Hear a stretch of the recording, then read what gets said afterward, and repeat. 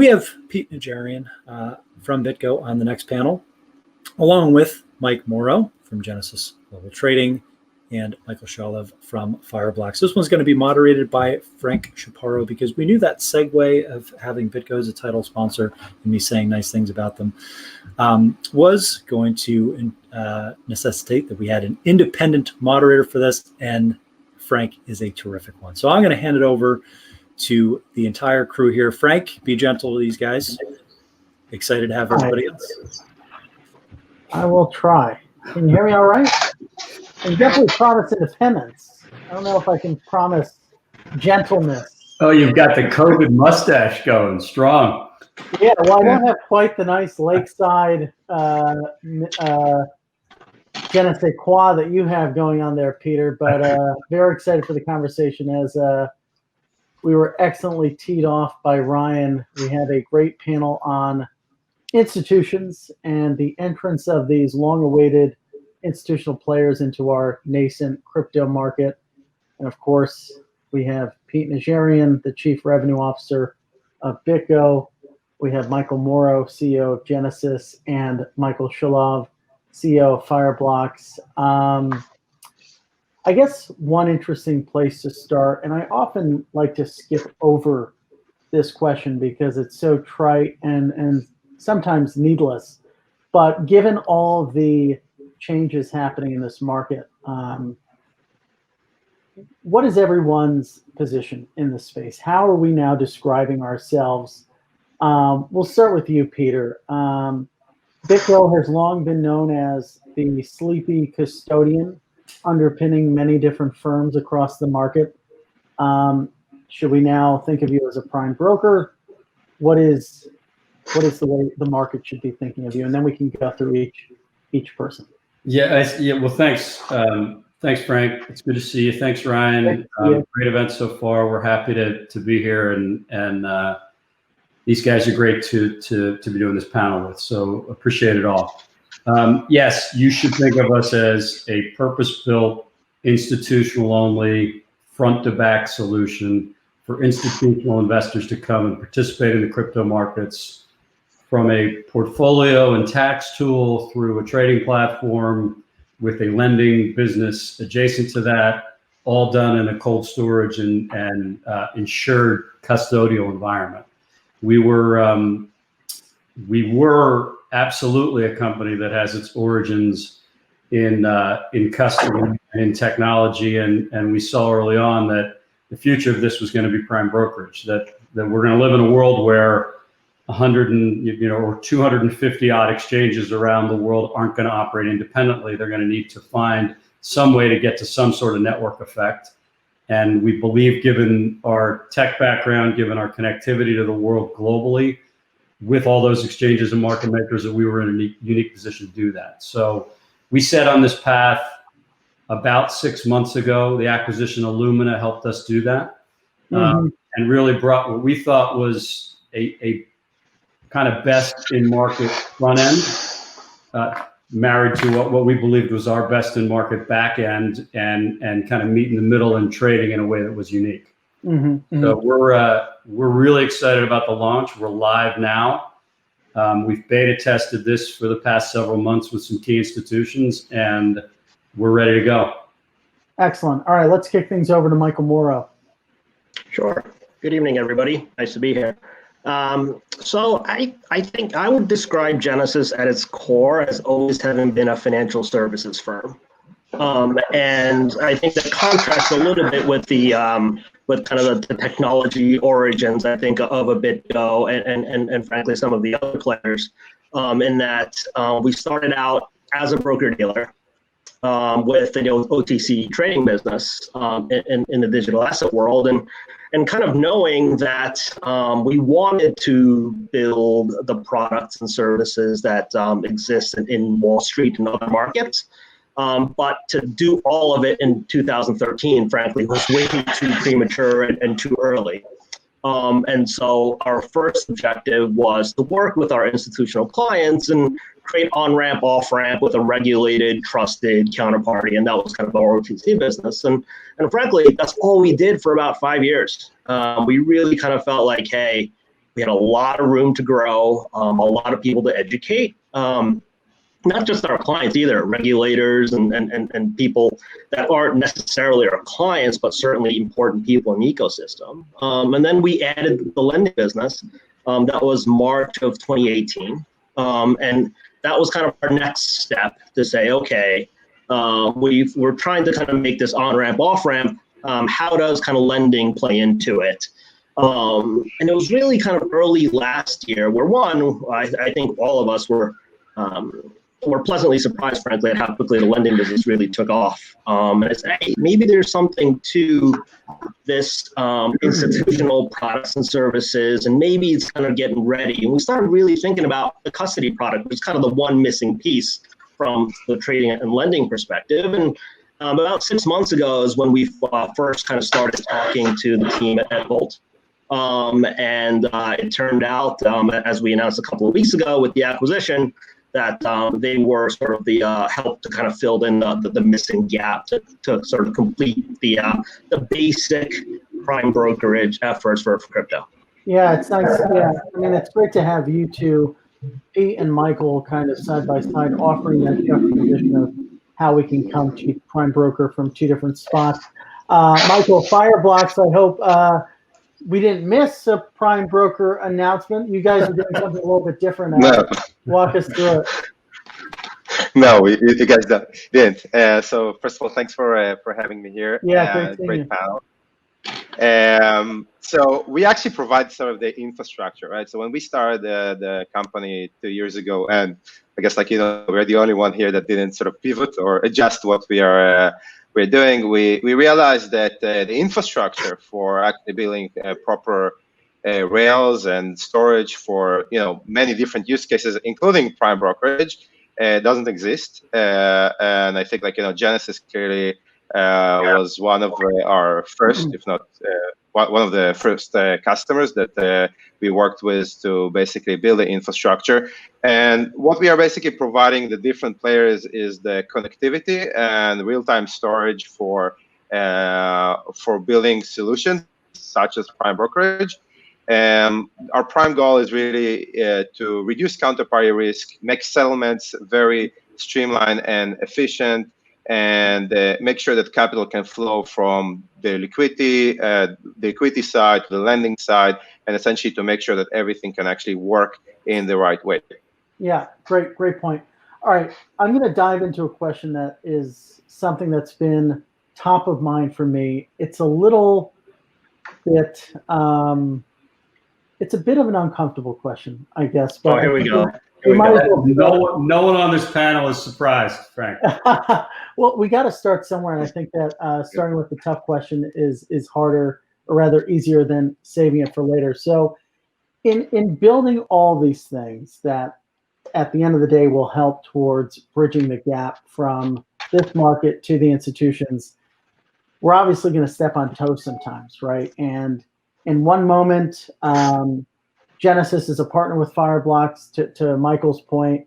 In another moment, maybe we're competing with each other. And that was something that maybe was the case with BitGo and Genesis. And maybe down the line, there could be another opportunity for synergy. So in trying to build out the prime broker, I guess, for Mauro and Pete, how do you leverage existing relationships, but, avoid, helping potential competitors? And then for Michael at Fireblocks, I guess the question would be, how do you get both Mauro's business and Pete's business? But I guess the underpinning of the question is this idea that we're all kind of walking towards the same direction. How do you get there without ticking too many people off along the way? I mean, I'll go first. I think it's a great question, and it does jump right into the deep end, which is important. There, a couple things. First, ourselves, Genesis, and Coinbase all announced this within like 5 days of one another. Coinbase on the same day as us. So obviously, the same hour. On the same hour, yeah. So there's some growing pains happening in the industry.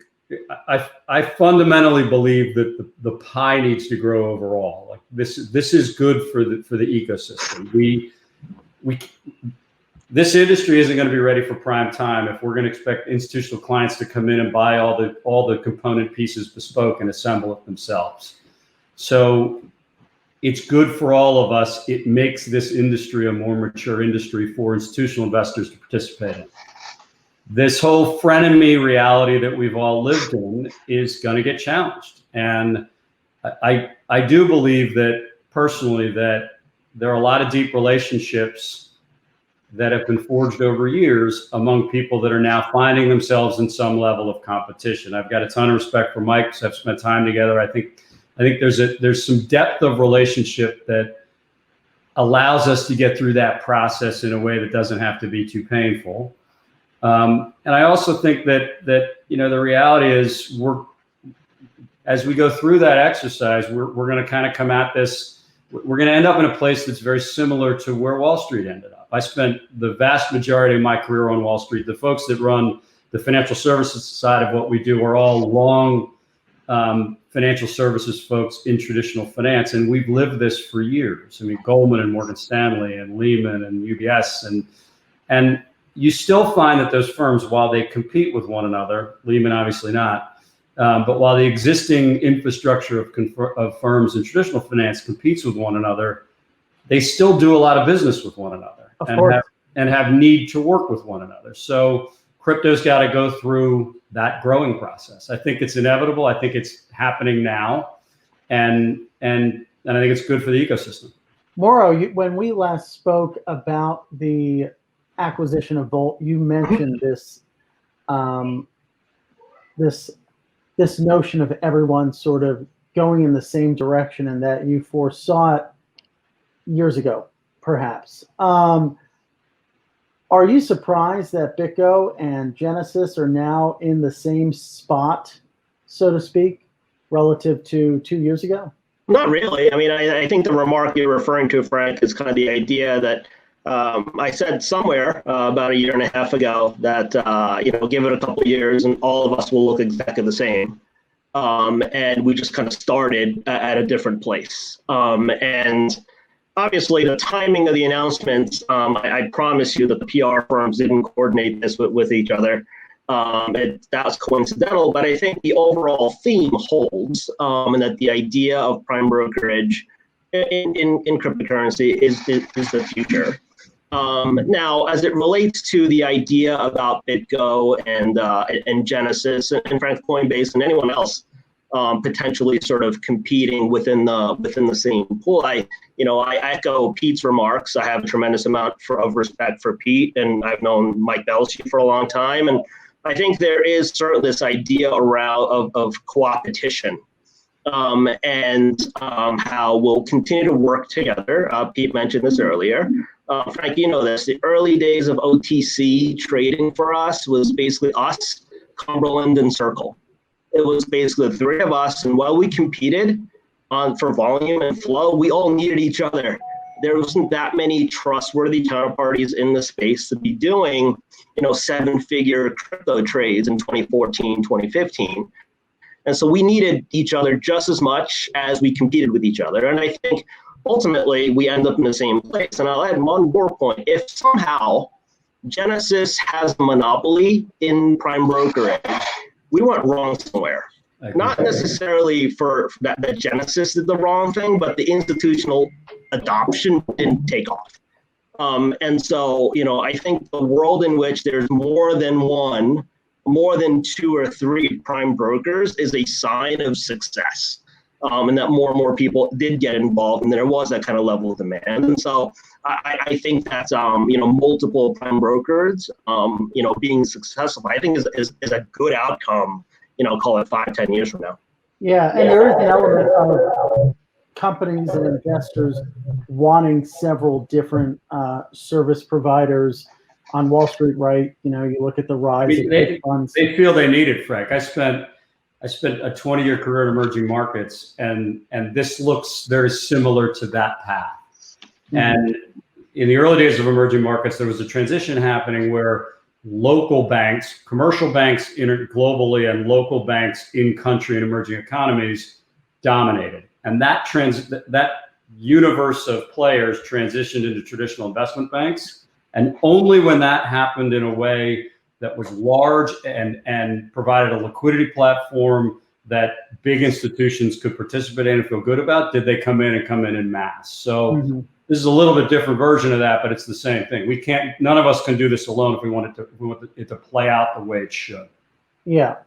And to a degree, in many cases, history often rhymes. And whether it plays out like emerging markets, as you're describing, Pete, or the early days of the OTC market in crypto, as Mauro is describing, remains to be seen. I guess there is this one question that I have hanging over this market. In a sense, it's different from traditional Wall Street because there are too few investors, perhaps, for the number of service providers that there are, which makes it difficult maybe to have a client base that can translate into enough revenue. But that could change then with the onboarding of larger clients. We talk about Paul Tudor Jones and the like coming into this market. When we think of the impediments to that happening further, prime broker is one thing that people think about, a full-scale, full-service prime broker, not an aspiring prime broker, but someone who can give everything that you need, spot and derivative side by side, cap intro, and then the extension of capital, and then, of course, the right technology and safeguards. So I guess I want to bring this over to Fireblocks because Michael, you've been sitting quietly and respectfully, but what's more important? Is it services on the finance side, like prime brokerage, or security services and technology services that make people, large investors, feel more comfortable in this market? I mean, from our opinion, there are basically a couple of aspects here. One is that for the prime brokerage to actually exist, right? The fact that everything, like the security, the custody, the transfer of value, and the ability to settle, that's probably like, layer one. On top of that, you are actually able to build the additional layers like, accounting and leverage and all those kind of stuff, and they need to work.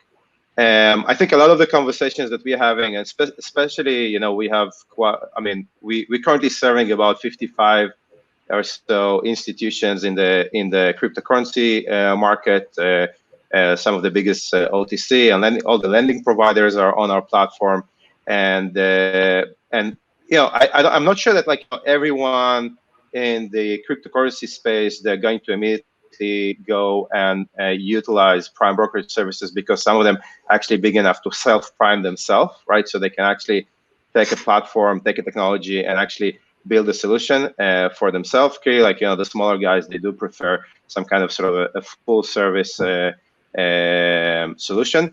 But I think that, like, more and more we have discussions with the traditional financial institutions on Wall Street that are looking, and I think that, like, what we are seeing is that the space is sort of like, in the traditional Wall Street is actually bubbling, and there are quite a lot of activity of folks that they see what BitGo is doing, they see what Genesis is doing, and they sort of like, they have a FOMO, right? In a sense that they need to be also players, because they sort of feel that if they're not going to build some, like, this is their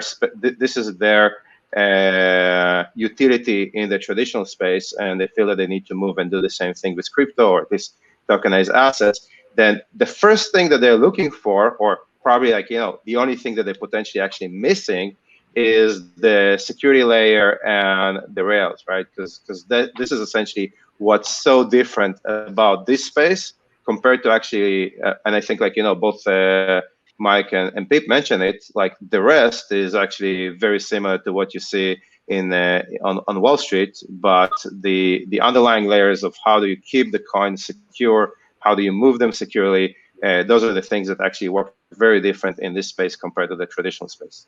So is what you're saying essentially that a large institution or an existing prime broker maybe, or investment bank in traditional finance could easily prop up a business in the crypto market? All they need to do is plug in MPC or storage technology from a third party like Fireblocks, and then they can go about doing that, or not? I think that there are quite a few additional. I mean, to be honest, it's almost that they need to do a few other things, in my opinion, just like, to build a skill set.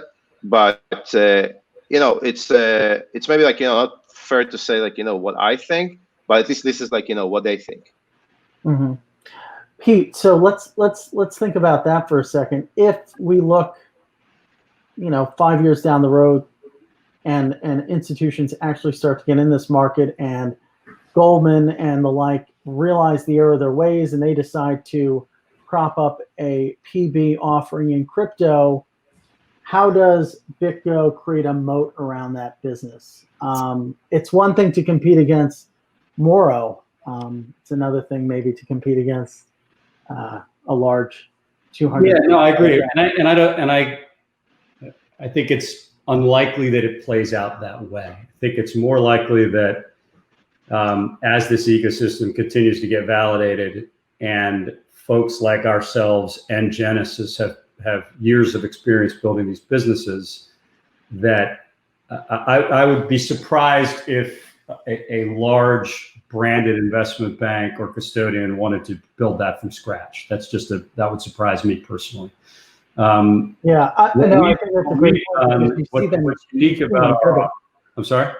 No, I said it's a good point, because you've seen them dither over the past several years, whether it's State Street trying to figure out whether they're crypto focused or digital asset focused, or Goldman's supposed Bitcoin trading desk. I just wanted to add weight to that. Yeah, I mean, I actually, this is biased, obviously, but I tend to have the view that by the time they're ready to do something, they'll dip their toe in the water with partners to start, and by the time they're ready to do something substantial, firms like ourselves and Genesis will be trying to figure out, do we want to do that, frankly, with them? So, and the answer is likely yes, but time will tell. I think so just to talk about our solution for a minute, what we've concluded was that security really matters, and that what's unique to this asset class is that these are irreversible transactions. So coming from a background of security, understanding cold storage, understanding what that all is supposed to look like, we think matters a lot.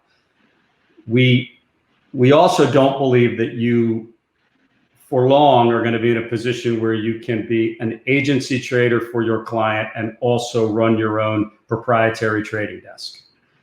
We've seen what happened in 2008. We've seen the result of that with the Volcker rule.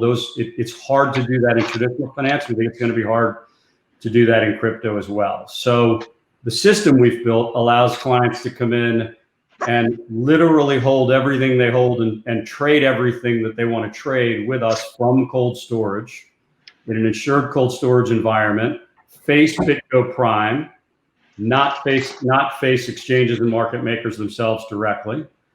BitGo Prime has all those relationships intact, which are a significant number of relationships given the connectivity we've built over years in our hot wallet business, allowing clients to stay in a cold storage insured environment for everything they do and still transact with a large universe of market makers. We think it's going to get to best price, and we think it's going to it's proven to get to best price in a way that fits the way traditional institutions like to operate. There's great capital efficiency. It's an insured environment. You're not being asked to put capital on multiple exchanges online in ways that could be hacked.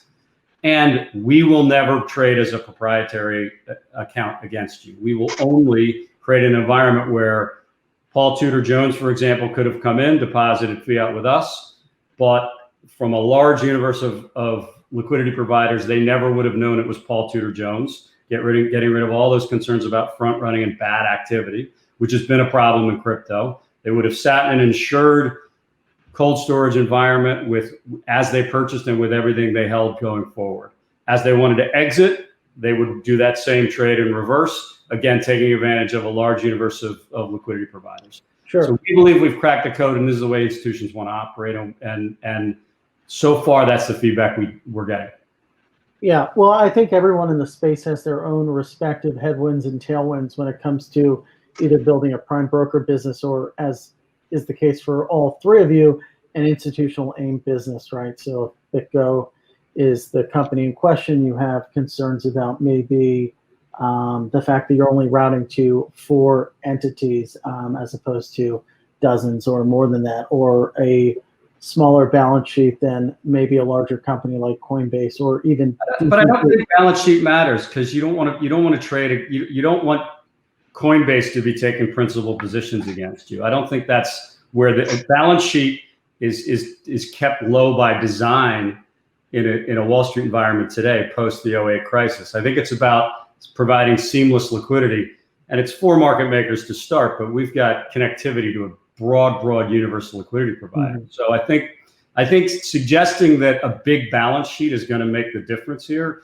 is overstating it. I think it's important to create a secure environment in which folks can trade in an insured offline manner and do it without name give up or without concern that a trading desk could be in front of you. I want to go to Mauro in a second, but I do want to start with Michael at Fireblock, since he does have a somewhat unbiased view of the landscape, given that he's not a prime broker himself. What do you think institutions care about when they think of the landscape of firms with which they are tapping into the market through which? Yeah, it's a good question. First of all, actually, I think there's a comment that I would like to make about the balance sheet, that there is a twist there, right? Because at the end of the day, what happens right now is folks putting everything in cold storage, and essentially they're taking a counterparty risk to that specific entity. And in reality, as we know, first of all, crypto was not designed to do that. It's a bit like, that if you work with an asset, in a sense, you need to understand the physics of this asset. And just to go back, I guess, to April, if you're trading oil, you should eventually understand that if there is no demand for oil, then the price will go negative, right? And especially when we think about Bitcoin and some of those assets, the fact that they sit stationary in cold storage and you sort of trade cold storage, there are actually 2 issues over there. One is that at the end of the day, you sort of devalue the asset, right? Those assets need to move because the security of the asset is actually being attributed to the miners that guarantee that Bitcoin has value, right? Otherwise, if the miners have no incentive to operate and they're not getting fees on the movement or on the trade, then it's worthless. Bitcoin becomes worthless. The second issue is that you essentially creating another ledger on top of the existing ledger, right? So all the blockchains are essentially a ledger technology, and the fact that you're now running some kind of side ledger, the entities that basically allocate through your prime brokerage or through your custodian, they need to take counterparty risk to you, and that's where I think the balance sheet does matter, right? Because they need to feel comfortable that it's not specifically what is insured and what's not insured. No one actually is willing to insure your ledger. What folks are concerned is that if something is going wrong with your technology, then how do you actually guarantee that the assets are going to be either here or there, right? Mm-hmm. So I think this is an important thing in terms of how I think things are evolving, and I think that some institutions do care about partnering with folks that build it in the right way. Some folks, they just care about the fact that they can trade or maybe get full service. But I think that back to your question, we are in a very early stage, right, in terms of those the prime brokerage initiatives. Most of those initiatives are either they're just sort of emerging from beta or they're being built, and we will essentially see how this plays out in this space, because it's clear that the security is important for them, but the question is if the other additional layers that need to be built here, they want to get them as a full service, they want to build them themselves, and what eventually is the full cost of that service. 100%. I want to go to Mauro quickly just on the agency versus principal trading question, because obviously there are questions surrounding potential conflicts of interest. But real quick, to put in another question for when you're done with that, Just in terms of inbounds, right? This is a panel about institutional adoption, institutional trust in this market. In the past month or so, since the halvening and the Jonesening, as I call it, has there been a significant or noticeable uptick in client inbounds and demand? So I want to give Mauro the chance to address the principal agency question, and then all three of you can hit that next question. Sure. So Pete's absolutely right. I think once you have customer deposits. Careful, Mauro. He might put that on a marketing strip. I think there's obviously the fiduciary responsibility kicks in to do what is best in the best interest of your client as opposed to the best interest of your firm. And I do think that certainly prop trading desks facing off against your custody clients, whether that's on the crypto or the fiat side, I think regardless of reality, I think optically it looks bad, and certainly regulators will care about, hey, are you really truly acting in the best interest of your clients at that point in time? I think and as I shared with you when we last spoke a couple of weeks ago, Frank, we announced kind of the prime brokerage efforts. One, because once we bought a custodian, our path forward was obvious. The prime brokerage strategy, was pretty evident. Two, there's quite a number of new initiatives we're still planning to unroll during 2020. We announced derivatives last week, and we chatted about the kind of building up of the agency business. To Pete's point, all of our custody clients should face the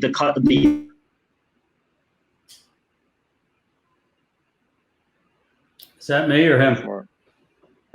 It's more, I think. Okay. It reminds me of that the Who moment when they asked him about the question of Taiwan, and he kind of broke out. No, Mauro has a good answer for this. He should. What's that? We lost it for a second. Oh, sorry. So but I think the one counterpoint is I'd still argue that the trade sizes that people want to execute today, you'll still get a better price OTC on facing a prop desk than trying to source volume from the exchanges. And so while there is that potential, how do you know you're doing a prop bid against your customer? At the end of the day, they still care that they get the best execution. Now, It's up to us to prove what best X was at the time you put in the trade for the size of the trade.